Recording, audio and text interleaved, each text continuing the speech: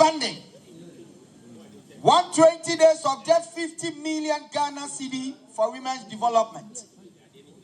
Whilst research department at the office of the president having budget over 70 plus million Ghana cedis.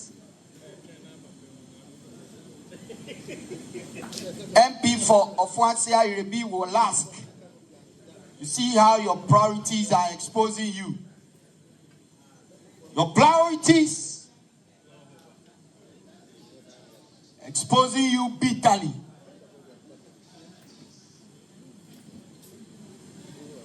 And today, the MPP will make it clear to the good people of this country. Very soon, we will receive the Honorable Member of Parliament for the good people of Efutu constituency, who is also the minority leader in Parliament for the mighty minority,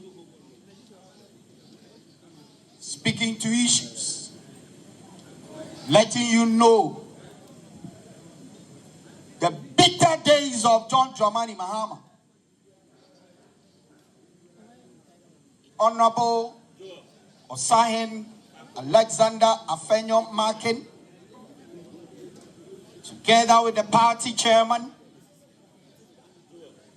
Stephen Ayensu Intim, the general secretary, lawyer Justin Frimpong Kodia, the organizer of the Great Elephant Party, lawyer Henry Nana Poache, organizer extraordinaire. In a space of 1 week, he's led the child to shake the foundation of this country, letting Ghanaians know that we are not in good times. Led by John Dramani Mahama, you cannot be in good times.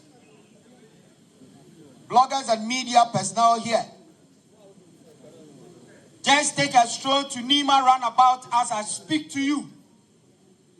An MC who just took office in less than 3 minutes, 3 hours, 3 days, has mounted a giant billboard to tell Nima people that he's the MC.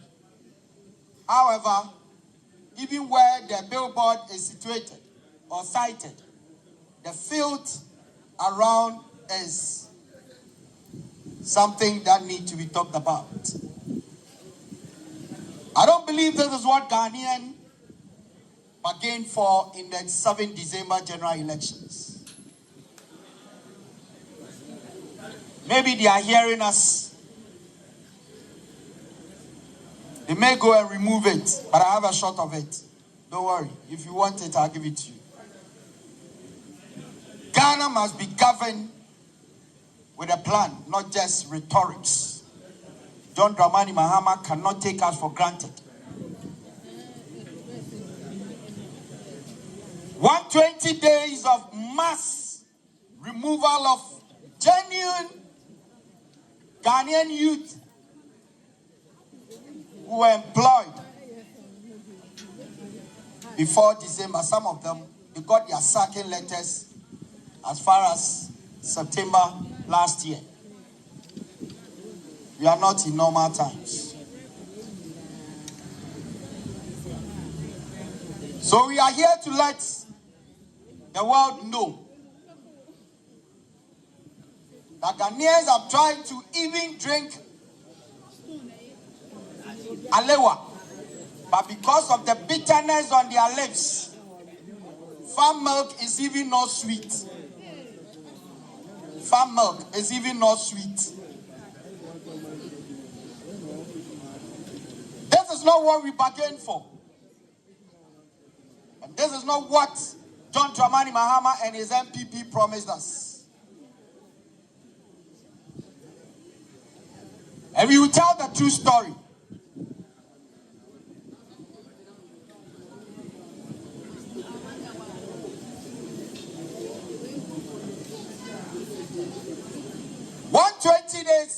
been able to even fulfill his own social contract that he entered into with the Ghanaian people.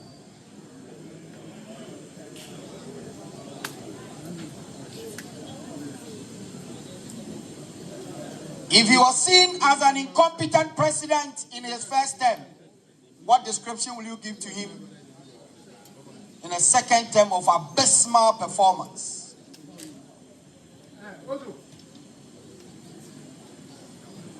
"26 key social contracts that John Dramani Mahama entered into with the Ghanaian people. How many of them?" And indeed, he's even commissioned more committees than his 26-day contract. More committees. Even if Mahama wants to sleep, he will institute a committee to see whether he closes his eyes to sleep.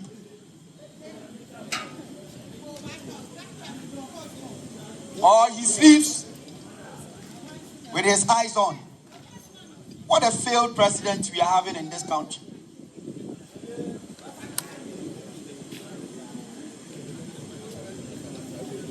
We cannot sit in this country and watch Mahama fail.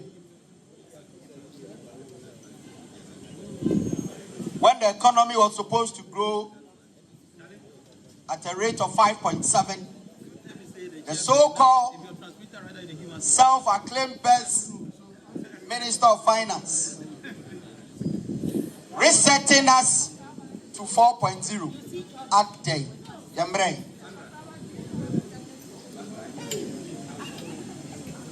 And I'm about to some and trust Honorable Afenyo Markin, Justin Frimpong Kodia, and our party chairman Stephen Npp'S to do justice to the 120 bitter days of John Dramani Mahama. If I just see an Abedu as a media personnel, please kindly find the man in white behind you in dark shades to register. Safei Nawabedua as media house. So Papana Oshe white no. Oshe space dark. Onen and Kasa na ye registration. Fe.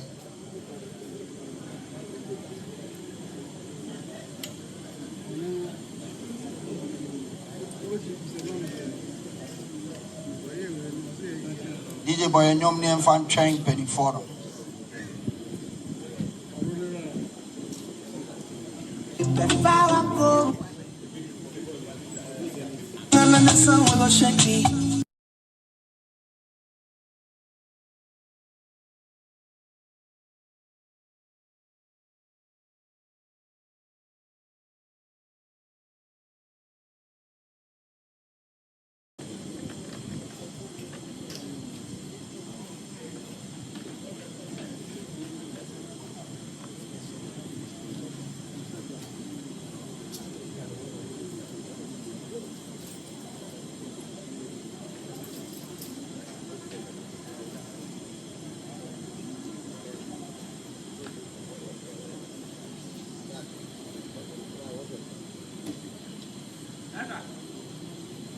Dr. Kukro. I'm at a point in life, if you understand.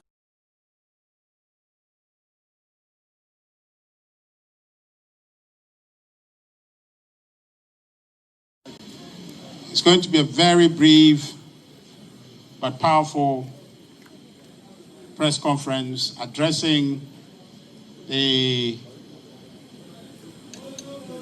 bitter 120 days under the NDC led by His Excellency John Dramani Mahama. You watched the president yesterday, set his own questions and answer them and graded himself. We're here to give you the true account of what the 120 days of Mahama has been. So if you take your positions, we'll do quick introductions and then we'll get into the press conference. With us this morning, some leaders of the party. In no particular order, I see from the extreme right, Dr. Kumi, please forgive me, the Director for Elections for the party. Next to him, Mr. William Yamwa, the Finance and Administrator of the party.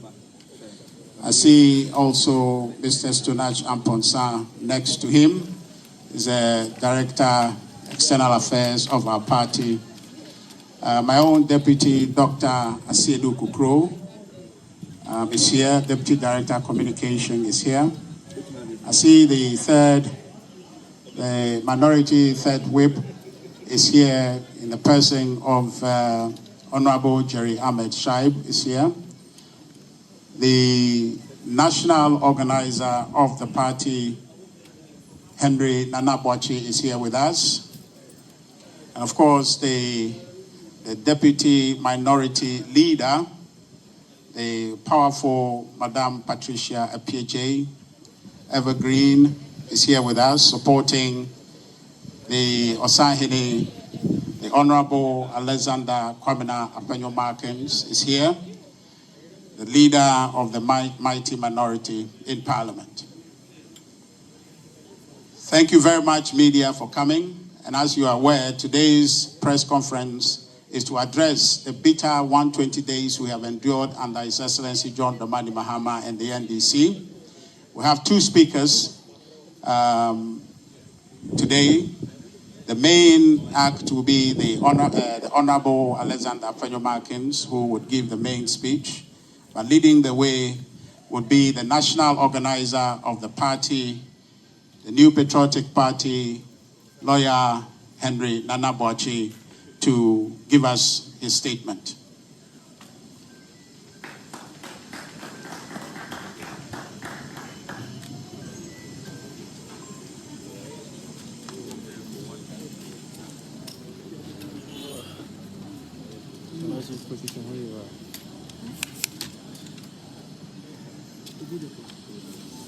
Thank you very much, our National Communications Director.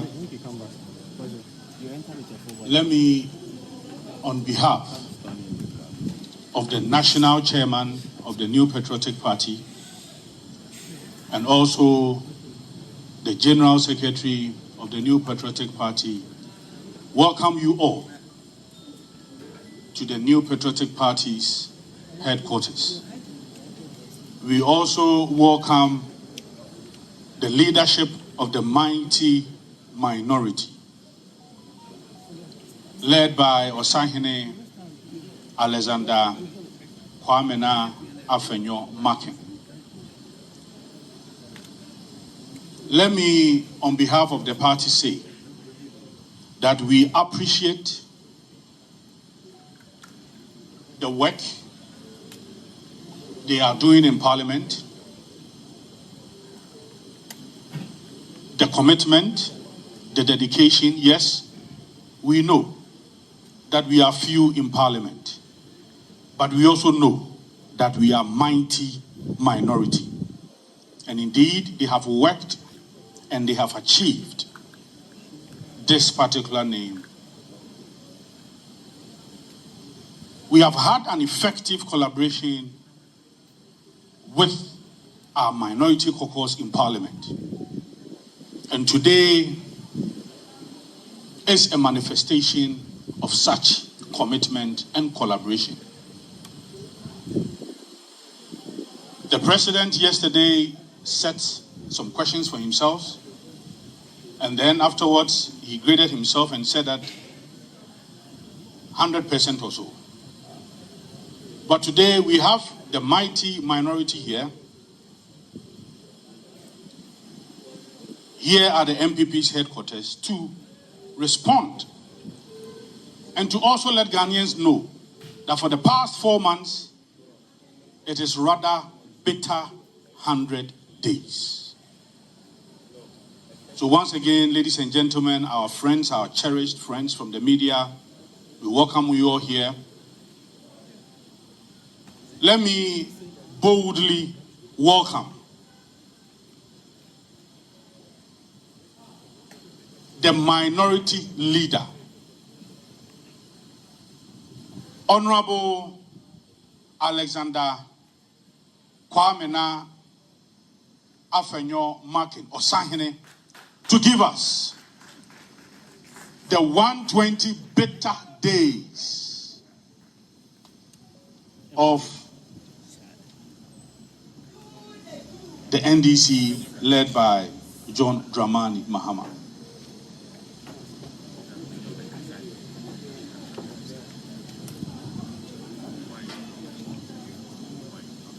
Hello?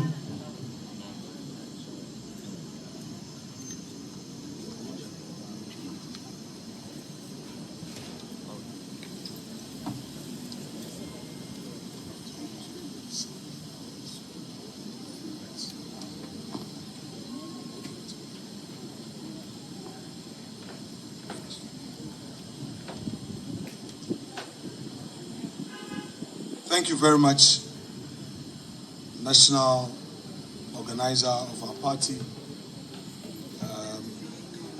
director of communications, and other members of the national executive here for this collaboration that has resulted in this engagement to let the people of Ghana know that he gave himself a mark. This morning, we are here to expose all the lies, the falsehood, and the inconsistencies. We call it NDC's Great Deception, from their own social contract to a social collapse. 120 days of bitter government under John Dramani Mahama. In the lead up to the 2024 general elections, candidate John Dramani Mahama released a document titled Mahama's First 120 Days Social Contract. It was marketed as a sacred pledge, a hard-coded promise to the Ghanaian people, time-bound and specific. It was designed to inspire trust, rekindle hope, and restore the image of a party that was seeking for another opportunity to rule this country. The NDC promised to scrap taxes like COVID-19 levy. They pledged to ban illegal mining, slash import duties, revive industrialization, launch mass employment programs, hold public officials accountable, increase cocoa prices. Not the least, they promised the people of Ghana a 24-hour economy under 133, one job, 3 shifts. Then on January 7, 2025, standing before the Republic, His Excellency declared, quote, "I intend to tell you the truth," end quote. He claimed he would act with, quote, "decisiveness and restore," quote, "faith in institutions and initiate what he called a national reset." But after 120 days of his presidency, the truth is brutally clear. The social contract was a political bait and a switch, a glossy list of promises not meant to be fulfilled, but merely to be flaunted, exploited, and forgotten. 1, the taxes remain. 2, contractors remain unpaid. 3, illegal mining rages on, no state of emergency in sight. 4, industries continue to suffer. 5, unreliable power supply, what I call Doomsday Pro Max, is unfolding. Further, the job creation pledges have turned into press releases without action. The cocoa prices, the farmers who were promised that 3,000 per bag of cocoa was going to increase to 6,000 per bag, have also been disappointed. And the slight stability of the cedi, now claimed as the Mahama miracle, is nothing more than a byproduct of a weakening US dollar on the global stage. This, fellow Ghanaians, is not a matter of political disagreement. It is a matter of deliberate national deception. And as you are well aware, this is not just a speech. It is a call to remembrance and resistance. It is a forensic audit of the presidency that campaigned with the agency of a reformer, but now governs with the indifference of a ruler long exhausted by ideas. I dare say that the lame dark days of President John Dramani Mahama has already started.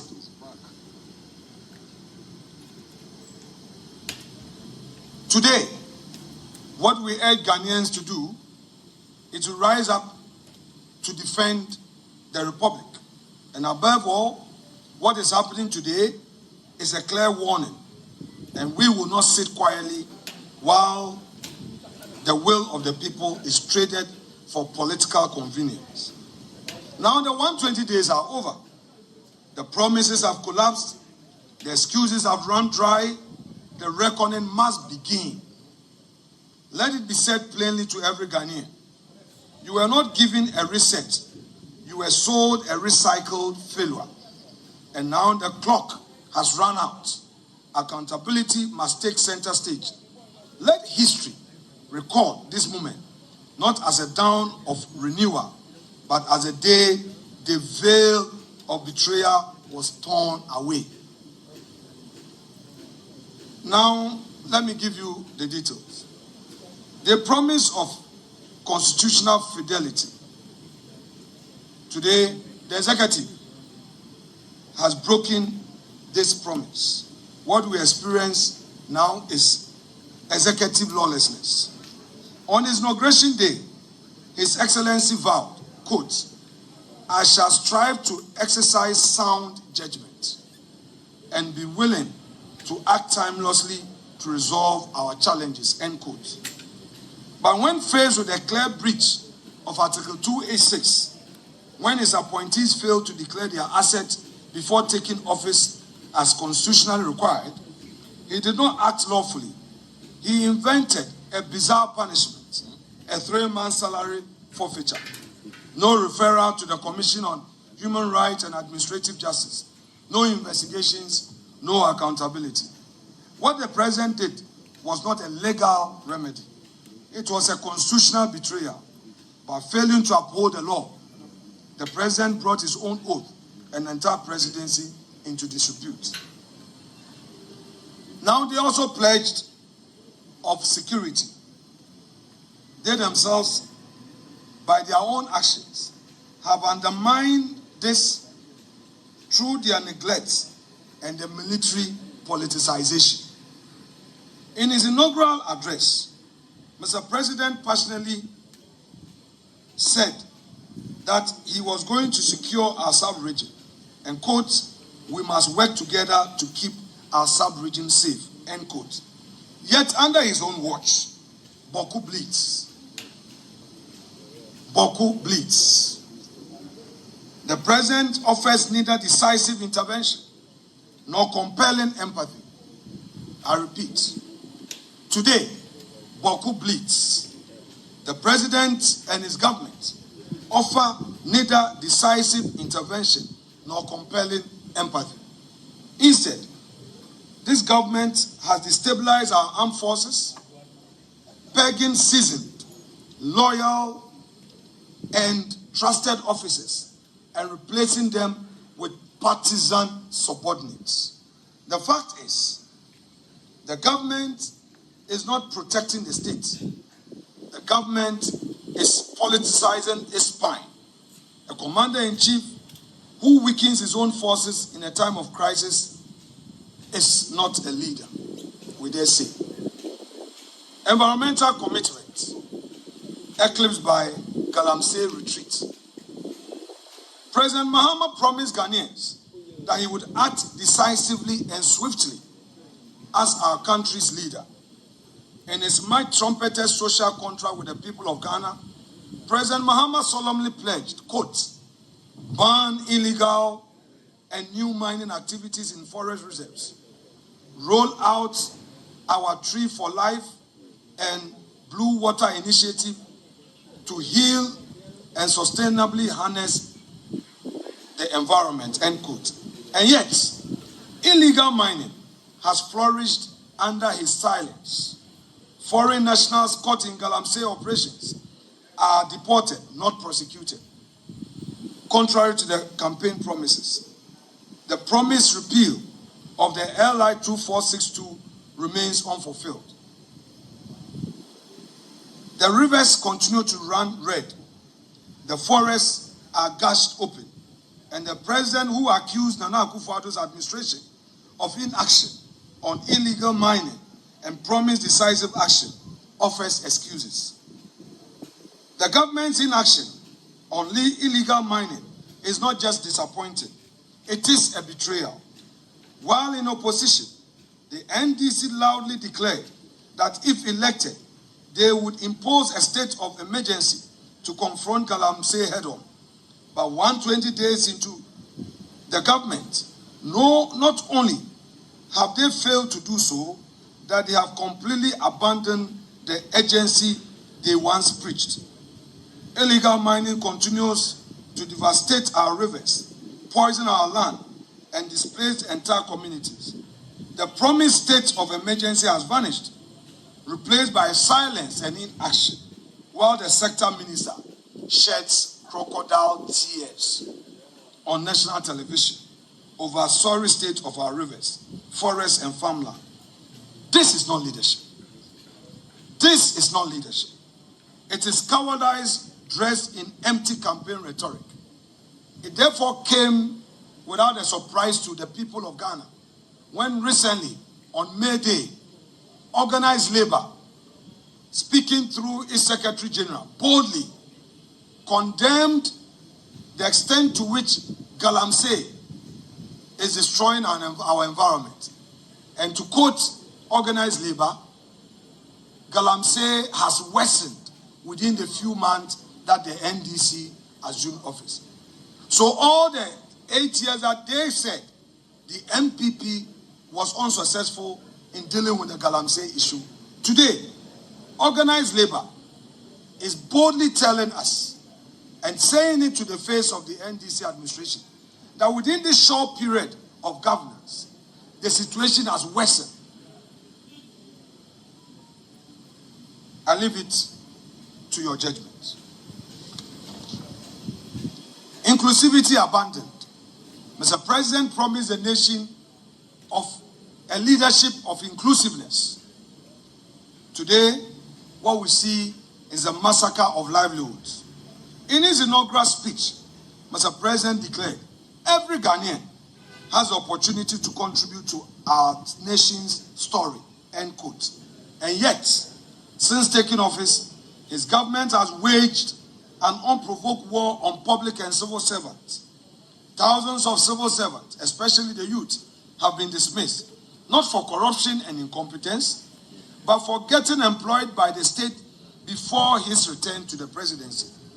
In their place, party executives are being recruited. Teachers who were recruited and posted into remote communities to teach have been sent home. Nurses who were recruited and were in hospitals and at our health centers helping the poor have been sent home.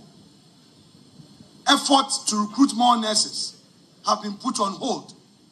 Those who graduated from nursing schools and expected to be posted are still at home, have become desperate. And we have a government that is rather creating more unemployment than employment. We say this is not inclusivity. This is not inclusiveness. This is ideological cleansing. This is not a present for all. It is a government for only the NDC. We have two Ghana now. The Ghana for the NDC, where only their party's foot soldiers enjoy. And the Ghana for others who must go through a bitter experience, pain, and misery. Youth empowerment has now reduced to a mere PR stunt. President Mahama told our youth on January 7th, quote, "This moment is a powerful affirmation that your voices matter. We are committed to creating opportunities for education, entrepreneurship, and employment," end quote. But those words now mock reality. The ambitious one student, one laptop policy of the NPP government has been shelved. In its place, a flash, empty promises to train 1 million youth in coding without equipment, personnel, or infrastructure. Did we go or did we come? Governance has been reduced into theatrics and empty promises. Today, we, the mighty minority, boldly remind the president that the digital transformation cannot be downloaded onto our national digital network by beautiful speeches and launching ceremonies. And Ghana's youth deserve tools, not talking points. I repeat, the youth of Ghana deserve tools, not talking points. Now, power sector sabotage. From light to darkness. From light to darkness. When Ghanaians say, "Let there be light," the NDC say, "Let there be darkness." So we have a Doomsaw Pro Max. Darkness, darkness, darkness. Mr. President promised to fix Ghana's energy crisis. He accused his predecessor of failure. Although NPP came to meet Doomsaw and fixed the Doomsaw, yet during the campaign, Mr. President and his party rather accused NPP of not keeping the lights on. But let's all be honest with ourselves. The last 120 days, we have seen persistent power outages, low voltage, and silence in the face of national inconvenience. Not a single moment, a single day, has the energy minister addressed the Ghanaian people on the energy crisis. Where is the energy minister? Is he lost in this darkness? We are taking a torchlight looking for the energy minister. We cannot find the energy minister. Mr. Energy Minister, where are you? Bring back our lights. The emerging power crisis during the second term of His Excellency President John Dramani Mahama obviously will be deeper, and it appears that it's going to be darker and deadlier.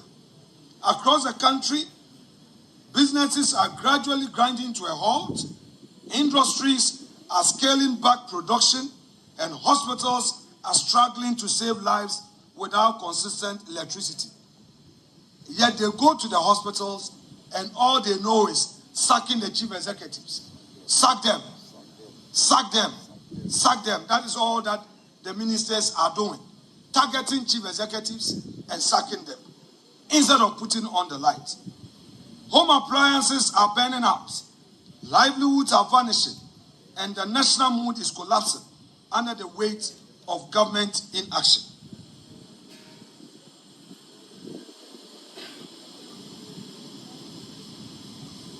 What we are seeing today is not intermittent disruption.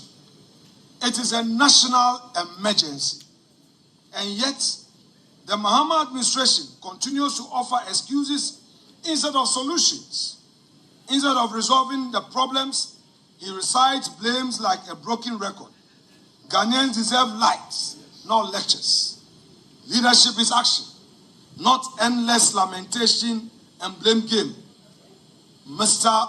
President, NDC government, bring back our lights. You were not elected to lament. You were elected to do the work and fix the lights and fix the problem. You promised in your sonar that you were going to fix the problems. You are not fixing the problems. Fix the problems. Now, assault on the judiciary, the rule of law under siege. His Excellency promised, quote, reset the faith in leaders and institutions, end quote. I repeat, His Excellency promised reset of faith in leaders and institutions. But what do we see? He has instead launched a chilling offensive against the judicial independence, attempting to hound the Chief Justice out of office under contrived pretexts while pushing through a 7 hand-picked appointment to the Supreme Court. It has never happened in our democracy where the president makes a direct appointment and more or less coerces the Judicial Council to swiftly, whether they like it or not, approve of same. The practice has always been that nominations are made by various stakeholders. The Ghana Bar has an input. The Office of the Chief Justice has an input. The Judicial Council itself has an input. The government, the president acting through the Attorney General makes an input. And all these names are deliberated upon, discussed in detail, and a recommendation ferried to the president for further action.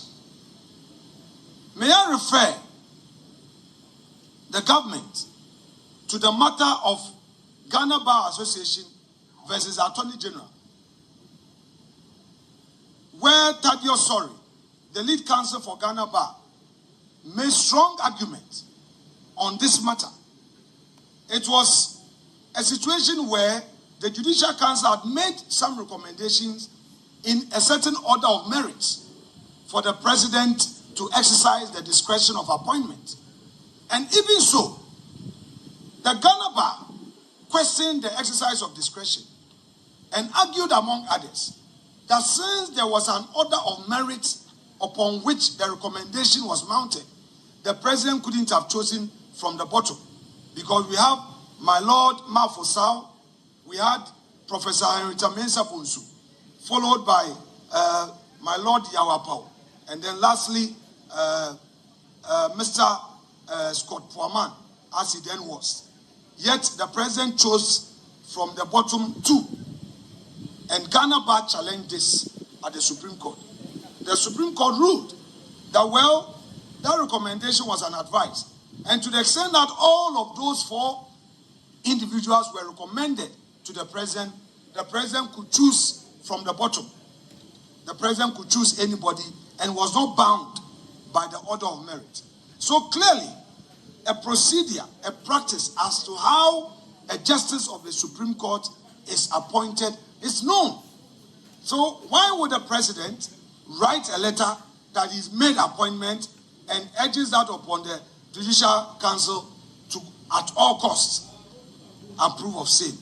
This is very rich.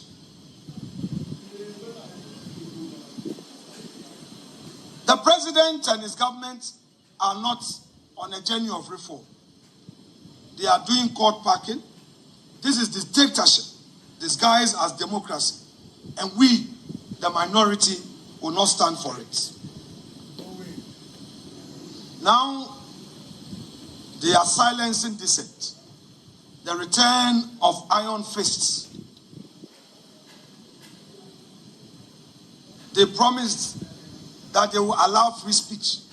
But today, even political opponents are threatened. They will send their attack dogs on radio. When they think that you are being critical of them, they start to threaten you. Even journalists. come under attack. The Secretary General of TUC, who boldly echoed the views of organized labor, is under attack. Even the views expressed by GBA also came under attack. And then they find a way of using social media to spread fake news and falsify information and crush genuine views expressed to shape governance. But let me remind Mr. President that in his own inaugural address, he called for accountability and promised to fight corruption. Yet, as I've already said, journalists are being harassed. Opposition MPs, like my brother Johnny Timfordjo, recently became a target because he had raised a critical national issue, which required the security agencies to engage constructively. They personalized it and they made him a target. It was an eyesore when they unleashed NIB officials at his residence, wielding guns and wearing masks. Did we go or did we come? What we are experiencing is another vendetta, and this is not justice, an opportunity for all Ghanaians, rather persecution. They promise constitutional reform, but we don't trust them. What they are doing is not constitutional reform, but they are attempting to create a Trojan horse for perhaps, if not lifetime presidency, a third-term presidency. Already, we have heard the national chairman of the NDC complaining bitterly about the internal struggle for succession. The NDC is abandoning governance and rather thinking of their party interests. Why would the national chairman, no less a person than Mr. Asedun Katia, boldly go on radio in less than 90 days be talking about that internal problem? We are also aware that another group in the NDC are pushing for a third term for President Dramani Mahama. Is the reason why, instead of the promised governance and constitutional reforms, we are seeing a new agenda. What we know is that there is a sinister and diabolical plot firmly underway to tighten the president's grip on power and prolong his days in office. So they knew that the firmness of the Chief Justice will not allow this. So they started to unleash the attack dogs on the Chief Justice to try and clear out of the way so that they will have their way. But we, the minority, today tell the NDC government they will never have their way. We see diabolical schemes. We read the signals. And we say this clearly. Ghana is not a monarchy. We will not be ruled for life. We will not let one man's desire for autocracy and unchecked power rewire the constitution to suit the ambitions of a desperate party. So the hawks in the NDC, who are so power drunk and are pushing through this third-term agenda, let them stay their hands. The other hawks in the NDC, who are thinking succession and are not making it possible for the president to govern, and all they care about is their internal struggle for who succeeds him, we are telling them too that they are hurting the country. The government has already entered it lame duck days, looking at all the signs on the wall. This is affecting the ordinary people, and they should wake up to the reality of their bona fide governance. Governance. Governance. We are wide awake. The NDC should not be under any false impression that with their 183 plus others in parliament, they will find a way of forcing their way with very unconstitutional reforms through parliament. the mighty minority will not allow them to have their way. We will stand firm with the people of Ghana and fight all illegalities in Parliament. We trust that Mr. Speaker would accord us the necessary support to air our views on the floor of the House. Now, let me turn my attention to the private sector. The NDC is collapsing the private sector. The government is punishing producers. On the day of his inauguration, Mr. President called on business leaders to help him shape, quote, an environment where creativity thrives and where fruits of their labor contribute to the collective welfare of our nation, end quote. But 120 days, that appeal has cuddled into betrayal. Businesses across the country, small, medium, and large, are suffocating. Why? Because the very government that promised partnership has become a predator. Suppliers, contractors, service providers, Ghanaians who finance and fulfill government contracts with their own resources or bank loans have not been paid. Some have been forced to shut down. Others have laid off workers, and countless others have plunged into debt, despair, and ruin. This government is presiding over economic vandalism, masquerading as governance. When the government refuses to pay its debts, it collapses the very economy it claims to lead. Mr. President, you cannot pay the people of Ghana who have sacrificed to work, to build our infrastructure, who have supplied to state institutions. You cannot decide not to pay them. This amounts to the government sabotage of business. NDC government, you are ruining the businesses you came to meet. Your actions are becoming a liability. Now, on the import duties, we go on these broken promises on import duties and the COVID-19 levy. In his inaugural speech, the president acknowledged the pain of Ghanaians, promising to change the destiny of this nation of ours. But this government continues to allow what he had called during his days in opposition, crashing levies and regressive taxes on the backs of the sovereign people of Ghana. He promised to review and reduce import duties to make it easier for traders, importers, and consumers. He has not. He promised to abolish the COVID-19 health recovery levy because the pandemic is long past and the people's pockets are exhausted. He has not.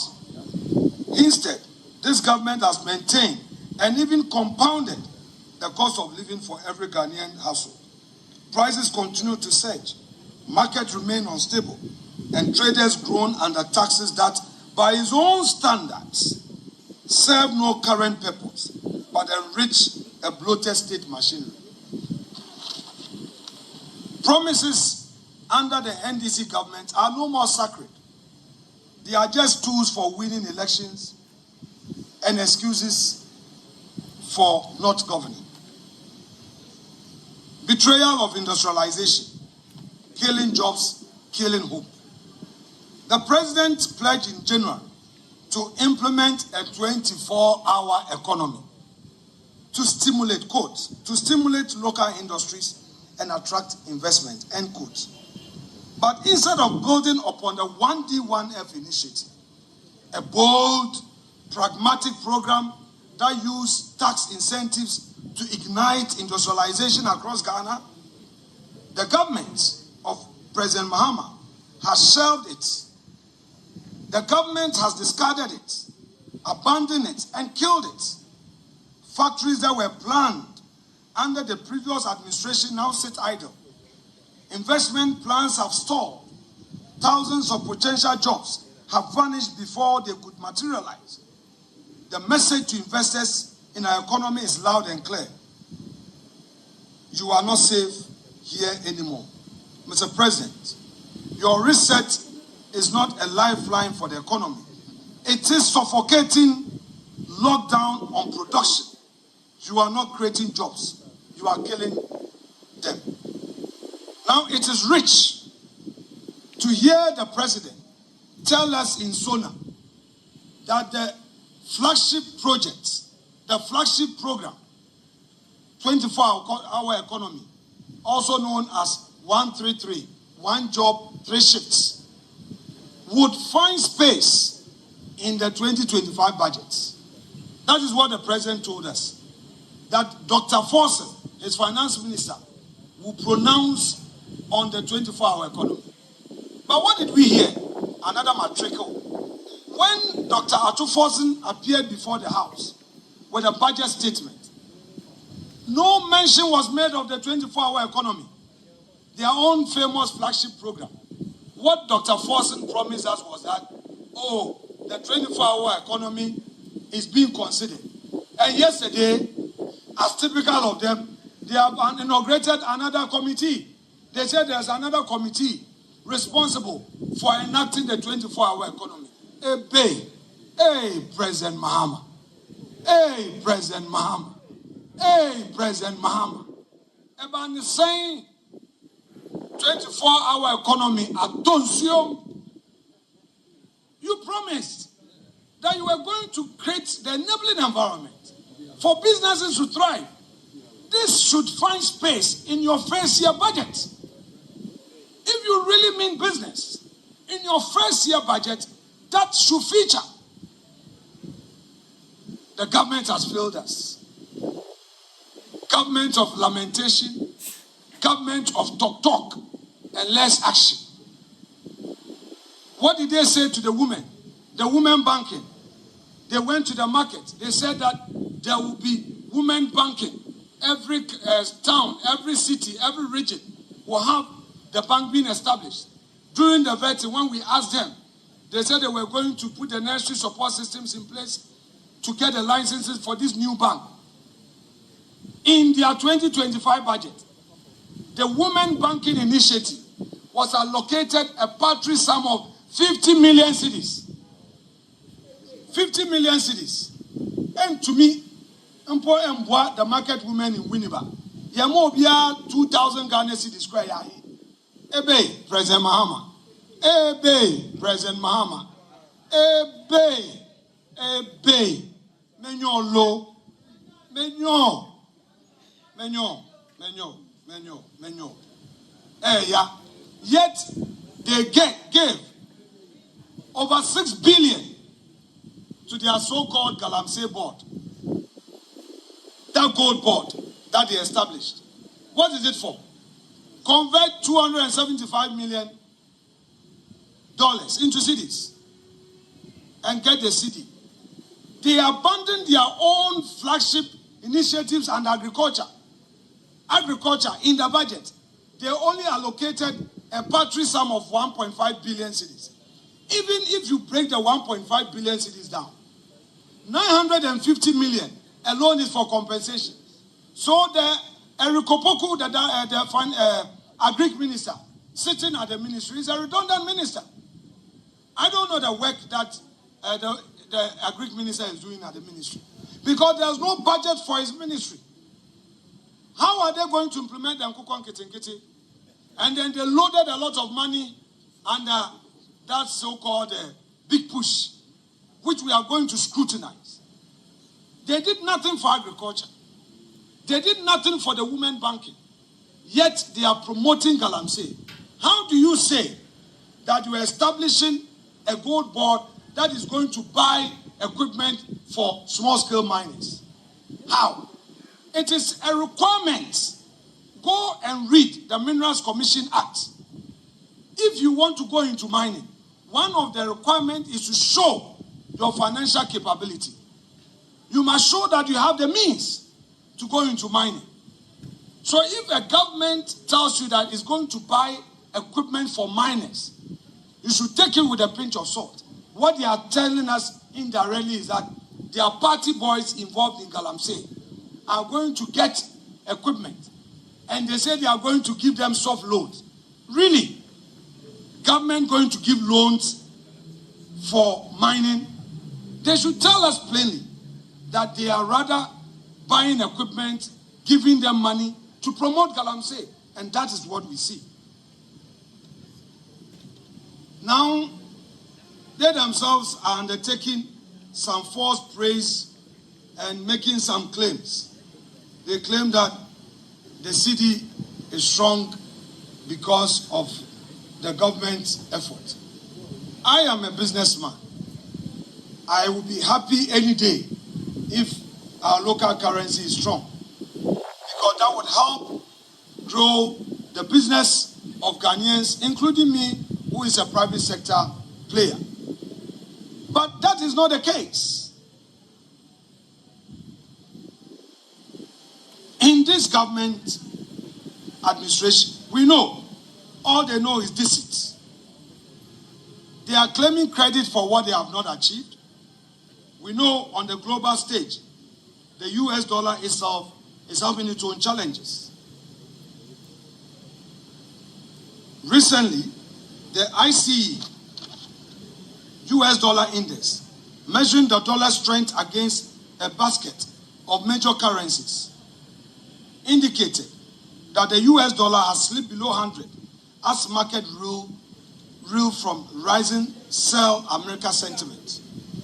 The dollar is weakening not because the cedi is strong, but because investors are losing faith in the greenback itself. As Nigel Green, CEO of the VIA Group, warned just last week, quote, "Dollar dominance is being critically diluted.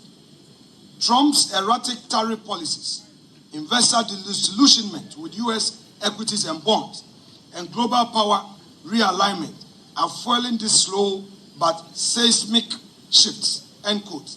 So this is not an NDC miracle. This is a global monetary turbulence. This is currency recalibration on a planetary scale. So I'm telling the finance minister, go and pay the suppliers. Go and pay the contractors. The contractors must get back on the road. Government construction project must resume. Pay the contractors and stop holding back people's money. Now, there may be some few steps forward. We, as a responsible minority, will be objecting. What are those few steps forward? Well, we are aware that they managed to take away the e-levy, betting tax and emission levy, that they have said so. But the real issue is that the promise of no academic fee policy for first-year students, they continue to talk about it. Have those students had the refunds made? When Akufo-Addo promised free SHS, it was contained in his first year's budget. Students were not asked to pay for later refund. No. They promised Ghanaian students in the university. What they are telling them is that, we are going to do it. But it's not a talk that we are after. We must equally be clear that some of the achievements that they were talking about yesterday fall far short of the scale and the urgency of the promises they made to the ordinary Ghanaian. You can't just talk about some few achievements that in real terms have no impact on the economy. If you want to talk about achievement, talk about achievements that have made profound impact on the economy. And we invite them to a debate. Their lucky parliament is on break. But we will hold on to our submissions and deal with them on the floor of the House. They should tell us the so-called achievement. What real impact have these achievements made on the economy? Zero. Let me quote a policy analyst, Michael Kosi Dede. He noted on Channel 1 TV, that only 9 out of 26 items in President Mahama's 120-day contract have real substance. The reset, he said, are, quote, largely symbolic and cosmetic. I couldn't have agreed with him more. I adopt this submission as though they are mine. And I adopt them because this analysis is speaking to the real issues that confront you and I. When the appointment of ministers, an obligation under the Constitution, was presented as a milestone, I laughed. Clearly, to me, it revealed a government more concerned with optics than outcomes. You claim you've appointed few ministers, but you've appointed more partisan political staffers at the Jubilee House and other state agencies. So what are you talking about? Let me give you one example. Honorable Felix Kwachi Ofosu, the Minister of State responsible for government communications. We are told that the ministry was collapsed and he is there as government spokesperson. But he has some 3 deputies. They say a deputy government spokesperson, a deputy government spokesperson. And then at the same presidency, you have a communication director. At the same presidency, you have a director of research. Then you have a director responsible for agriculture. Ebe. And somebody. Mounted sent a long message. So Erikopoku is not competent. Erikopoku, as your lead servant on agriculture, you say that you are appointing a director of agriculture at the presidency to do what? Yet you come back and say, oh, you promised to do less ministers, so we should applaud you. They should do a much more tidy checklist, and they will know that they failed the people of Ghana. So yes, they may try to pat themselves on their own, on their back, but clearly there is no clear delivery architecture for many of the initiatives that they've introduced. There is no single policy direction for any sector of the economy clearly outlined by the government for its ministers. No enforcement mechanism, no timelines. In too many instances, governments have substituted symbolism for substance. What we are witnessing is not the architecture of a national renewal. It is a scaffolding of political theater. Ghana does not need praise points. Ghana needs power, jobs, justice, and delivery. The difference is not academic. It is existential. Let me conclude. Mr. President, you have performed badly, poorly. Indeed, the failures that we have catalogued so far are not exhaustive. The cocoa farmers under MPP, cocoa price per bag was 3,000. They promised to increase it to 6,000. We had it at 3,100. They said they were going to increase it to 6,000.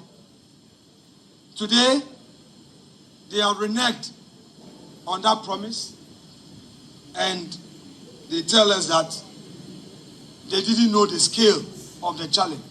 Really? So they didn't know and they were promising. We don't need symbolic gestures. They are only engaged in such practices and neglecting the structures. The deeper you look, the more you find that this government does not aim to transform, but they are engaged and in a regression wrapped in rhetoric Mr. President, you promised truth, but so far we are seeing evasion. Mr. President, you promised inclusiveness. Today, you are serving us with exclusion. Your Excellency, you promised partnership. But what we are experiencing from your government is punishment. You promised prosperity. What do we see today?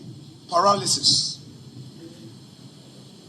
NDC, I say to you, you've broken your promise. You have abandoned your own sacred oath as a government. You have abandoned your own manifesto. You've trampled upon the hopes of the nation in search of a meaningful continuity.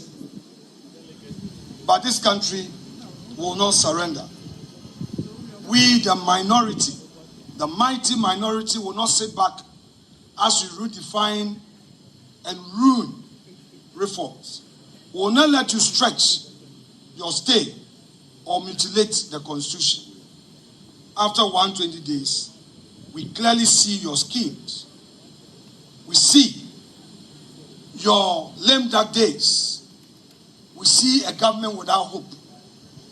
We see bitterness along the way. But we promise the people of Ghana that we will stand by you, we will stand with you, and we know that come the next cycle of elections, NPP will have an opportunity to reset this country on a positive footing for a better Ghana. Thank you so much indeed. May God bless our homeland Ghana and make us great and strong.